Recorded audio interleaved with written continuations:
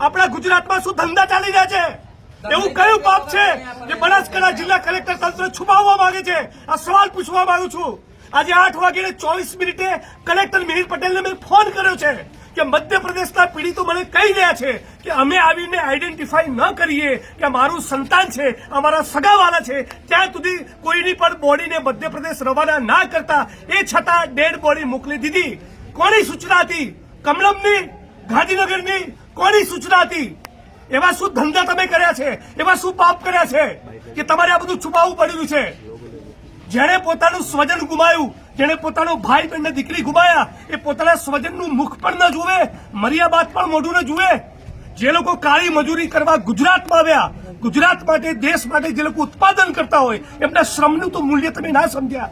મરી ગયા પછી એમને લાશ જોવા નતો. આ કાયદાની વિરુદ્ધ છે. નજીકના નિયરેસ્ટ મેડિકલ ઓફિસર પાસે એનું પીએમ કરાવવું પડે, પરિવારજને આઈડેન્ટિફાઈ કરે, પછી પરિવાર પોતે બોડી રિસીવ કરે. અને મધ્યપ્રદેશની પોલીસે, મધ્યપ્રદેશના સરકારના માણસોએ અહીંયા ગુજરાતમાં આવીને ડાપણ કરવાની શું જરૂર? બોડી એને મળવી જોઈએ જેનું સ્વજન હોય. આ માં કહી રહી છે, માં ખોટું બોલી રહી છે. મિત્રો, આવા જ વિડીયો અને શોર્ટ્સ જોવા માટે આજે જ અમારી ન્યૂઝ રૂમ યુટ્યુબ ચેનલને સબસ્ક્રાઇબ કરો.